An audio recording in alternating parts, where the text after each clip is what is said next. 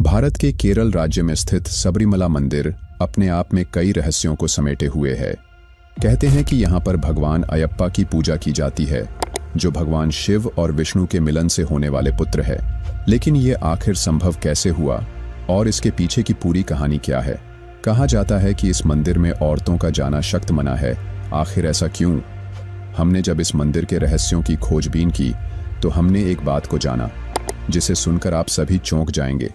कहते हैं कि भगवान अयप्पा के दर्शन करने के लिए आपको वहां पर बनी मस्जिद की परिक्रमा करनी होती है। आखिर इसके पीछे का कारण क्या है और यह मस्जिद है किसकी? आखिर क्यों भगवान अयप्पा के दर्शन कोई आम जन नहीं कर सकता है? क्यों उसे 41 दिनों के ब्रह्मचर्य और सात्विक भोजन का नियम पूरा करना पड़ता है? ऐसे ही कई अनगिनत रहस्य इस मंदिर से जुड़े हैं। आज की इस डॉक्यूमेंट्री में हम आपको सबरीमला मंदिर से जुड़े उन सभी रहस्यों से रूबरू कराने वाले हैं जिन्हें शायद ही आप जानते होंगे। तो चलिए हमारी इस भक्ति, धैर्य और साहस की यात्रा का हिस्सा बनिए।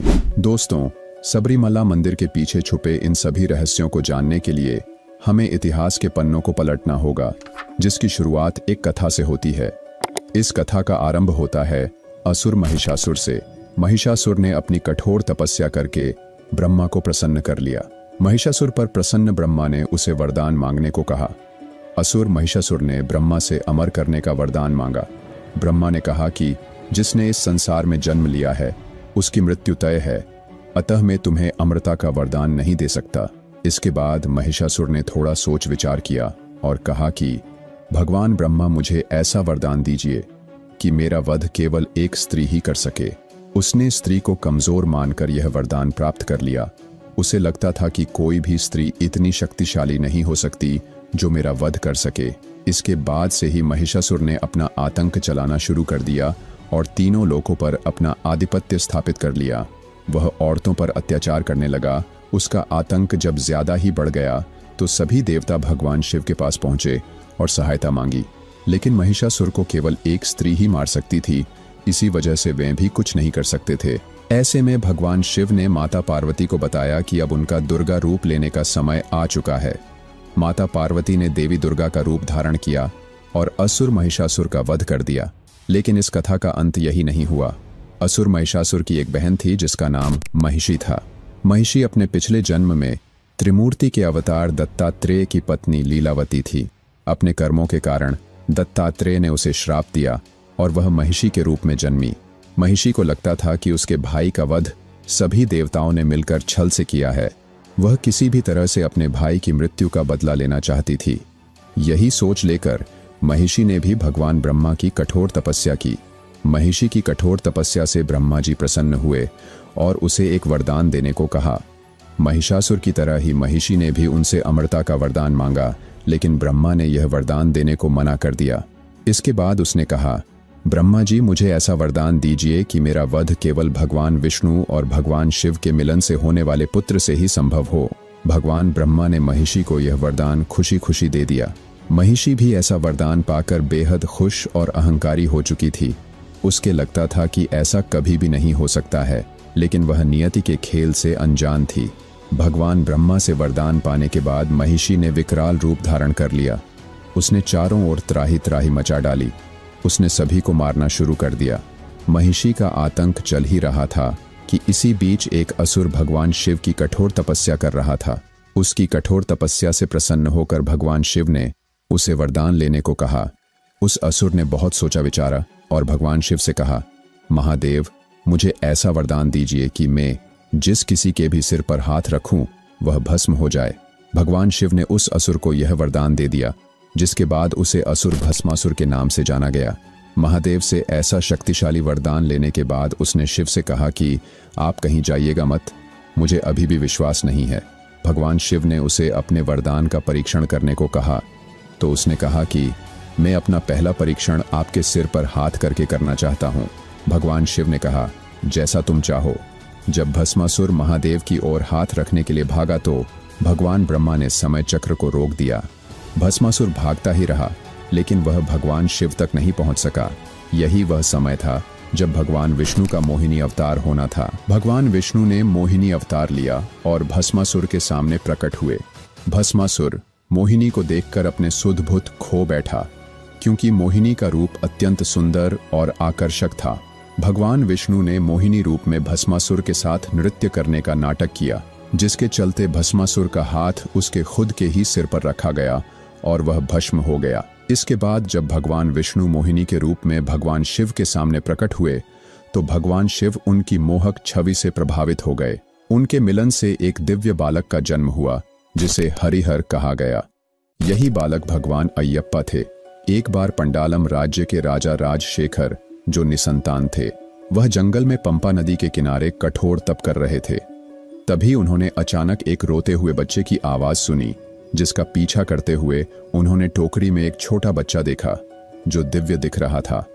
राजा राजशेखर मन में सोच ही रहे थे कि वहां एक महात्मा प्रकट हुए और राजा से कहा, महाराज, आप इस बच्चे को अपने महल में ले जाएं और जब वह 12 वर्ष का हो जाए तब आपको उसके दिव्य उद्देश्य का पता चलेगा। ऐसा कहकर वह महात्मा वहां से अंतर्ध्यान हो गए। राजा राजशेखर ने इस बालक को मणिकांत नाम दिया। कुछ समय बाद राजा और रानी के अपने पुत्र राजा राजन का जन्म हुआ। मणिकांत और राजा राजन दोनों साथ बड़े हुए, लेकिन मणिकांत असाधारण क्षमताओं के कारण अधिक प्रसिद्ध हो गए।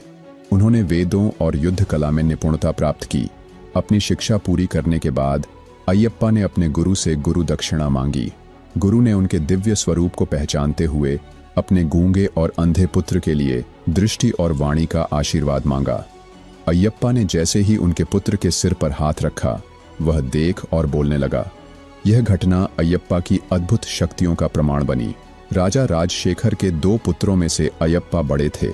राजा ने उन्हें अपने राज्य का अगला राजा बनाने का निर्णय लिया। हालांकि राज दरबार के एक मंत्री को यह निर्णय स्वीकार नहीं था। वह खुद राजा बनने की महत्वाकांक्षा रखता था। उसने अयप्पा को मारने की साजिश रचनी शुरू की। कई असफल प्रयासों के बाद वह रानी के पास गया और उसे बुरे विचारों से भर दिया। उसने रानी से कहा कि उसका खुद का असली पुत्र अगला राजा बनना चाहिए, न कि अयप्पा। मंत्री और रानी ने मिलकर अयप्पा को मारने की योजना बनाई। योजना के तहत रानी ने बीमारी का नाटक किया। मंत्री ने राजा को रानी के ठीक होने के लिए एक उपचार बताया और कहा कि केवल बाघिन का दूध ही उसका इलाज कर सकता है। जब यह बात अयप्पा को पता चली तो अयप्पा ने बाघिन का दूध लाने के लिए राजा से कहा, लेकिन राजा ने अयप्पा को बच्चा समझकर उसे जाने से मना कर दिया। अंत में अयप्पा की जिद करने पर राजा ने अयप्पा को बाघिन का दूध लाने के लिए हामी भर दी। मंत्री और रानी ने मिलकर अयप्पा को मारने की जो योजना बनाई थी वह सफल हुई। उन्हें लगता था कि अयप्पा जंगली जानवरों से घिरकर मारा जाएगा। अयप्पा ने किसी सेना को साथ ले जाने से मना कर दिया। वह केवल भगवान शिव की याद में आवश्यक सामान और एक 3 आंखों वाला नारियल लेकर निकल पड़े।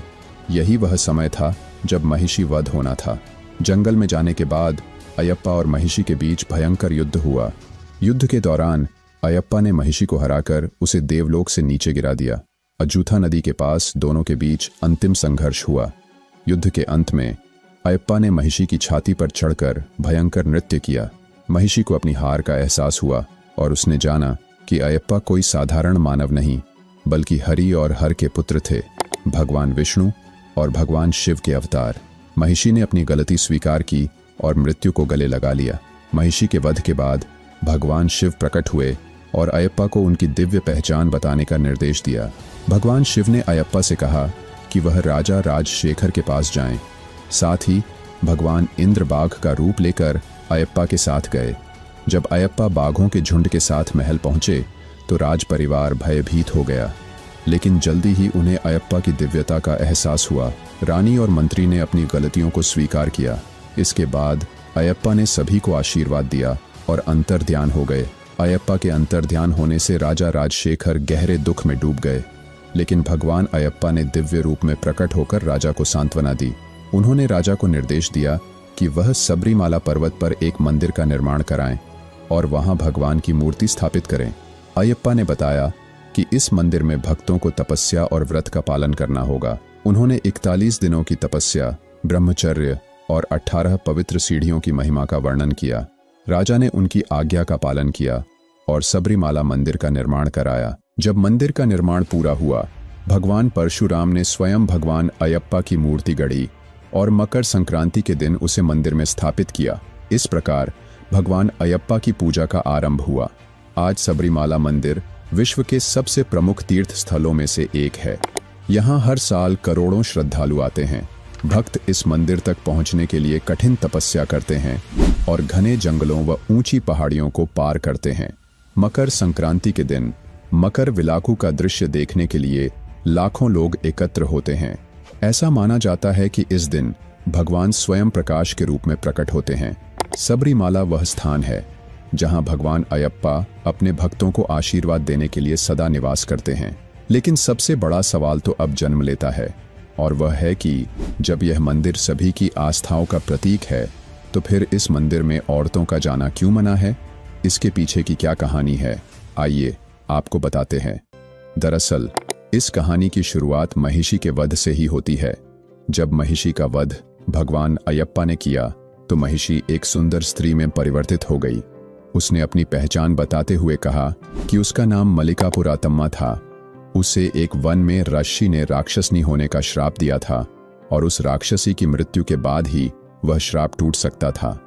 ये सुनकर भगवान अयप्पा ने उस सुंदर स्त्री को आशीर्वाद दिया और कहा कि वह अपना जीवन अपनी इच्छा से जी सकती है। लेकिन फिर उस कन्या ने एक ऐसी इच्छा जाहिर की जिसे सुनकर भगवान अयप्पा बड़ी दुविधा में पड़ गए। उस सुंदर कन्या ने कहा कि वह उनकी पत्नी बनकर जीवन भर उनकी सेवा करना चाहती है। लेकिन यह संभव नहीं था, क्योंकि भगवान अयप्पा ब्रह्मचर्य का प्रण लिए हुए थे, जिसके चलते वे किसी से भी विवाह नहीं कर सकते थे। लेकिन उस कन्या की इच्छा का मान रखते हुए उन्होंने कहा कि मैं आज से एक जंगल में जाकर गहरे तप में लीन हो जाऊंगा और दूर दूर से भक्त कठिन यात्रा करके मुझसे मिलने आएंगे। लेकिन जिस दिन इन भक्तों का आना बंद होगा, उस दिन मैं तुमसे विवाह कर लूंगा। भगवान अयप्पा की यह बात सुनकर मल्लिकापुरातम्मा अत्यधिक खुश हुई और तभी उन्होंने तय किया कि वह भी उनसे कुछ ही दूरी पर उनके वचन के पूरे होने की प्रतीक्षा करेगी। और उन्हीं के सम्मान में सबरीमला मंदिर की दाईं तरफ कुछ दूरी पर ही मल्लिकापुरातम्मा का भी मंदिर स्थापित आज भी है। मान्यता के अनुसार पहली बार सबरीमला की यात्रा पर जाने वाले भक्त को कन्नी अयप्पन या कन्नी स्वामी कहा जाता है। कहते हैं कि जिस वर्ष कोई भी कन्नी स्वामी इस यात्रा में शामिल नहीं होगा, उसी दिन भगवान अयप्पा अपना यह वचन पूरा करेंगे और मल्लिकापुरातम्मा से शादी करेंगे। सबरीमला मंदिर पर औरतों के जाने की मनाही का यह एक बड़ा कारण है, क्योंकि मल्लिकापुरातम्मा का आदर करते हुए किसी भी और महिला को भगवान अयप्पा के करीब जाने की इजाजत नहीं होती। वही कुछ तांत्रिक ग्रंथ यह भी कहते हैं कि जब भी कोई ब्रह्मचारी की तरह जीवन जीने का संकल्प करे तो उसे ऑपोजिट साइड से कोई कांटेक्ट नहीं रखना चाहिए, और इसीलिए सबरीमला मंदिर में यह नियम बनाया गया था। हर साल सबरीमला मंदिर में मनाए जाने वाला त्योहार मकर विलक के बारे में तो आपने जरूर से ही सुना होगा, लेकिन यह त्योहार कैसे और कब शुरू हुआ, आइए इसके पीछे की कहानी को जानते हैं। मकर विलाकू त्योहार की जड़ें रामायण की एक अनसुनी कहानी से जुड़ी हुई है। कहते हैं कि जब भगवान अयप्पा वन में तप कर रहे थे, तब उनका सामना भगवान श्री राम और लक्ष्मण से हुआ था। भगवान अयप्पा को पहले से ही आभास हो गया था कि भगवान श्री राम भगवान विष्णु के अवतार है, इसलिए वे कुछ समय के लिए अपने तप से उनसे मिलने के लिए बाहर आए थे। जब भगवान अयप्पा अपने तप से बाहर आए, उसी दिन को मकर विलाकू के नाम से जाना जाता है। मान्यता है कि इस दिन भगवान अयप्पा स्वयं अपने भक्तों का कष्ट दूर कर उन्हें आशीर्वाद प्रदान करते हैं। लेकिन यहाँ के मुख्य मंदिर के गर्भगृह में जाने के लिए भक्तों को लगभग 2 महीने पहले शुरू होने वाली यात्रा में शामिल होना पड़ता है, जिसके बाद ही वे करीब से भगवान अयप्पा के दर्शन कर पाते हैं। लेकिन यह यात्रा बिल्कुल भी आसान नहीं होती। सबरीमला की यात्रा दिसंबर और जनवरी के महीने में शुरू होती है, जिसका अंत मकर विलक के त्योहार के साथ होता है। इस यात्रा में शामिल हुए भक्तों के लिए कुछ नियम बनाए गए हैं। यात्रा के पहले दिन हर एक यात्री को रुद्राक्ष या तुलसी की माला पहनाई जाती है, जिसके बाद उन्हें 41 दिनों तक कठिन ब्रह्मचर्य और व्रत का पालन करना होता है। सभी भक्तों को केवल सात्विक भोजन ही दिया जाता है। गुस्सा, डर, ईर्ष्या जैसी भावनाओं पर काबू पाकर उन्हें सच्चाई और धर्म के रास्तों पर चलना होता है। सभी को अपने आसपास के इंसानों को भगवान का रूप समझकर उनकी सेवा और सहायता करनी होती है। भगवान अयप्पा को मानने वालों का कहना है कि आप भगवान अयप्पा को स्पिरिचुअली ही नहीं बल्कि फिजिकली भी महसूस कर सकते हैं, लेकिन उसके लिए आपके मन और शरीर का शुद्ध होना अनिवार्य है। लेकिन आपको यह जानकर बड़ी हैरानी होगी कि इस यात्रा में शामिल हुए भक्तों को यात्रा के बीच में आने वाली मस्जिद की परिक्रमा करनी होती है। आखिर ऐसा क्यों, आइए जानते हैं। सबरीमला की यात्रा के दौरान कुछ दूरी पर एक गांव पड़ता है जिसका नाम इरुमले है। यहाँ पर एक मंदिर भी है जहाँ पर सभी भक्त रुकते हैं। ये मंदिर सबरीमला मंदिर से लगभग 60 किलोमीटर दूर है। यहाँ पर रुकना सबरीमला यात्रा का एक नियम है। यहाँ पर एक मस्जिद है जिसकी परिक्रमा सभी भक्तों को करनी होती है। इस मस्जिद के बारे में कहा जाता है कि यह एक सूफी वावर की मस्जिद है। कहते हैं कि सूफी वावर भगवान अयप्पा में काफी ज्यादा श्रद्धा रखते थे, इसलिए करीबन 500 सालों से यह नियम बना हुआ है। सबरीमला मंदिर केवल एक धार्मिक स्थल नहीं है, बल्कि यह भक्ति, तपस्या और धार्मिक आस्था का प्रतीक है। यहाँ की परंपराएं और नियम हमें धैर्य, संयम और सभी धर्मों के प्रति सम्मान का संदेश देते हैं। इस डॉक्यूमेंट्री के माध्यम से हमने आपको सबरीमला मंदिर से जुड़े उन सभी रहस्यों और मान्यताओं से परिचित कराया जो इसे अद्वितीय बनाते हैं। अगली बार जब आप इस पवित्र स्थान की यात्रा करें तो इसके पीछे की अद्भुत कथाओं को याद करें और भगवान अयप्पा की कृपा प्राप्त करें। इसके साथ ही हम आपसे विदा लेते हैं। जल्द ही मिलेंगे आपके संग एक और नई रहस्यमयी डॉक्यूमेंट्री के साथ। तब तक इस चैनल को सब्सक्राइब करके रखें। धन्यवाद।